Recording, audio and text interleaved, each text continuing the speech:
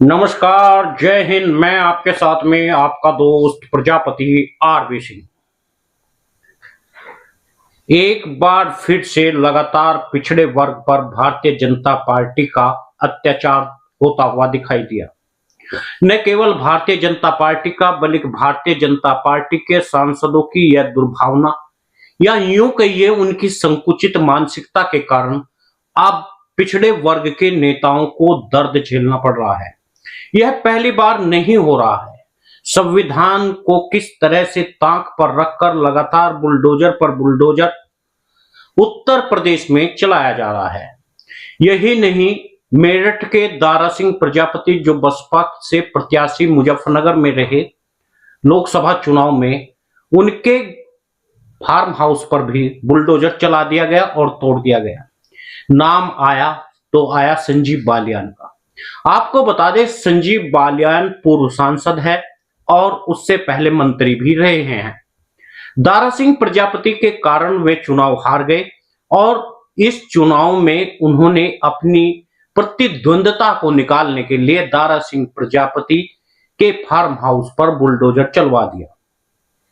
कहने को तो बालियान ने यहां तक कहा कि कानून को तोड़ने का अधिकार किसी को भी नहीं है, लेकिन यदि भारतीय जनता पार्टी के विपक्ष में कोई आकर खड़ा हो जाता है, उसे या तो ईडी द्वारा या सीबीआई द्वारा प्रताड़ित किया जाता है। ऐसे में राहुल गांधी के साथ में चलने वाला एक परिवार किस तरह से अपना आत्मसात कर लेता है और पूरा परिवार की जीवन लीला समाप्त हो जाती है।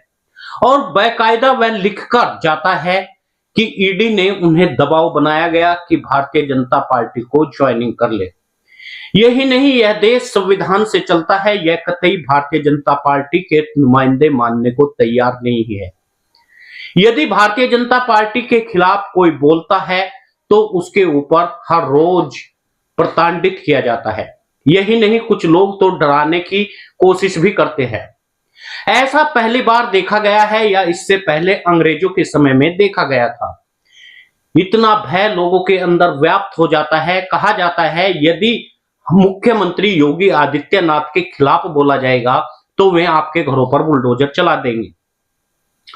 बसपा प्रत्याशी पूर्व प्रत्याशी रहे लोकसभा चुनाव में दारा सिंह प्रजापति के ऊपर इस तरह से बुलडोजर चलाना वास्तव में निंदनीय है और संविधान को ताक पर रखा गया है। संविधान का जहां एक और वाहवाही लूट रही है भारतीय जनता पार्टी, वहीं पर संविधान को ताक में रख के हर रोज अत्याचार हो रहे हैं। यही नहीं, प्रधानमंत्री नरेंद्र मोदी संविधान को जहां माथे से लगा करके यह दिखाने की कोशिश करते हैं कि वे संविधान के प्रति कितने उदासीन हैं, वहीं पर संविधान का मामला पूरी तरह से ताक पर रख दिया जाता है। मामला चाहे संभल का हो या फिर हाथरस की बेटी का या उन्नाव की बेटी का। आपने यह तो देखा ही होगा, उन्नाव में एक दलित बेटी के ऊपर रेप किया गया और रेप करने के बाद में जब वह अपनी लड़ाई लड़ रही थी तो वहां की पुलिस ने उसकी एफआईआर तक दर्ज नहीं की। उसके बाद दूसरे जिले में एफआईआर दर्ज करने के लिए गए और वहां जाने के बाद में जब वह ट्रेन से जाती थी तो रास्ते में उसको आग के हवाले कर दिया गया। उसके पिता को घसीटा गया, मारा गया। और यही हाल हो रहा है हाथरस में। हाथरस में सरकार ने आरपीएफ के जवानों को लगा करके नजरबंद तक कर दिया गया। और हम कह रहे हैं कि संविधान में सब कुछ सही है, संविधान लोकतंत्र के तरीके से चल रहा है। संभल में एक दर्जी के बेटे को पुलिस ने अपनी गोली से ही शूट कर दिया और वहां का निरीक्षक, वहां का प्रभारी कहता है कि हम मरने के लिए नहीं हैं। यह सब भारतीय जनता पार्टी करा रही है कि ताकि देश में हिंदू मुस्लिम हो सके। जब इस देश को आजादी मिली उस समय न धर्म की बात थी, न जाति की बात थी और न कोई थी। सभी लोगों ने एक साथ मिलकर लड़ाई लड़ने का एक संदेश दिया था। हमारे देश एक ऐसा देश है जहां हर धर्म के व्यक्ति ने, हर जाति के व्यक्ति ने अपना सहयोग दिया है। चाहे 13 वर्ष का शहीद रामचंद्र विद्यार्थी हो या संविधान में सहयोग करने वाले रत्नप्पा कुम्हार या कंगलू कुम्हार या गोपाल कुम्हार या फिर हमारे देश के अनेकों अनेक स्वतंत्रता सेनानी, शहीद आजम भगत सिंह हो, महात्मा गांधी हो, गोखले हो, ये सब वे लोग हैं जिन्होंने अंग्रेजों के खिलाफ बगावत की थी। वीर सावरकर जैसे लोग नहीं थे। वे डर के मारे कुछ भी लिखते हैं। यह देश संविधान से चलता है, संघ के विधान से नहीं चलता है। आज संघ का विधान इस देश में लगातार घूम रहा है और संघ का विधान ही कहता है कि पिछड़ों की आजादी खत्म कर दो। संघ का विधान ही कहता है दलितों को नष्ट कर दो। संघ का विधान ही कहता है यदि दलित, शोषित और पिछड़े ऊपर आ जाएंगे तो फिर इस देश में इनका राज होगा। क्या संघ यह वही संघ नहीं है जहां वीर सावरकर जैसे लोगों ने, श्यामा प्रसाद मुखर्जी जैसे लोगों ने इस देश का बेड़ा गर्क करने के लिए अंग्रेजों से मुलाकात की थी?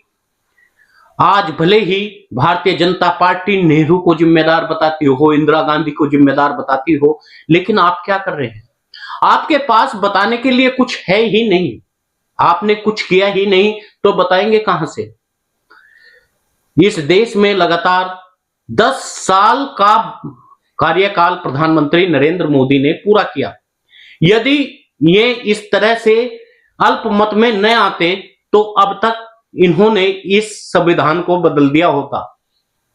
लेकिन अल्पमत के कारण इन्हें इस बात की ताकत का एहसास हो चुका है कि संविधान को बदलना इतना आसान नहीं है।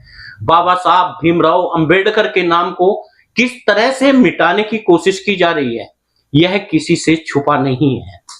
ऐसे में दारा सिंह प्रजापति के ऊपर बुलडोजर चलाना हो या फिर आरडी प्रजापति को किस तरह से निस्तो नाबूद करना हो, गायत्री प्रजापति को चाहे जेल में डालना हो, यह सब कौन कर रहा है? भारतीय जनता पार्टी ईडी और सीबीआई से इतना प्रताड़ित कर देती है कि अपने जीवन लीला समाप्त करने के लिए लोग विवश हो जाते हैं। और हम कह रहे हैं कि देश में एक अच्छी सरकार चल रही है।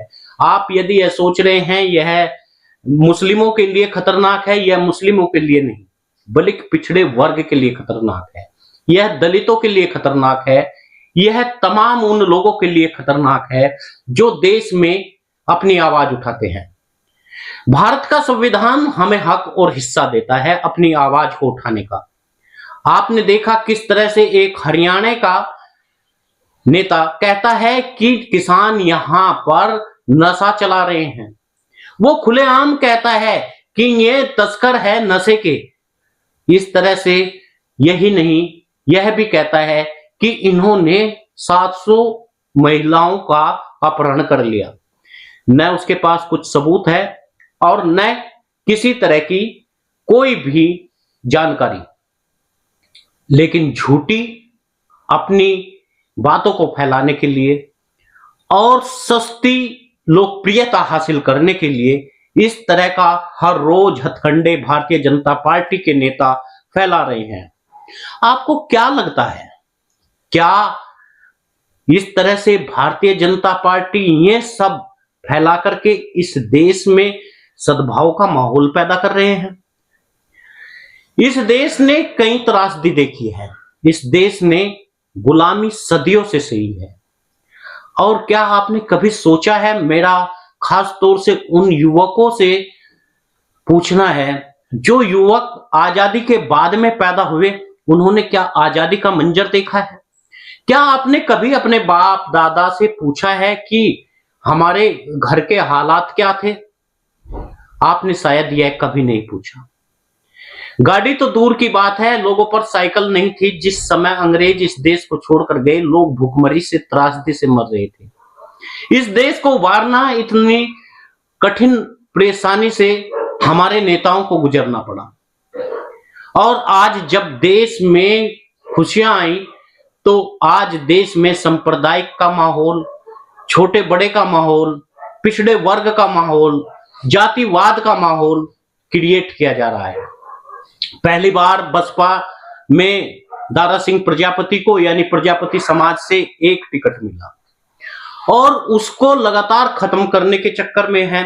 पहली बार गायत्री प्रजापति नाम का एक कैबिनेट मंत्री बना प्रजापति समाज का, उसे जेल में डाल दिया जाता है।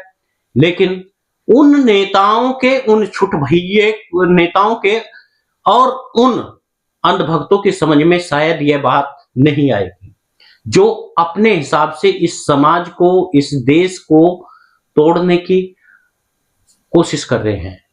जिनको समाज का फिक्र नहीं, वे मंत्री बनकर कहते हैं मुझे इस समाज ने दिया क्या है। आप सोच सकते हैं, कुछ लोग अपनी राजनीति की रोटियों को सेकने के लिए आपका इस्तेमाल कर रहे हैं।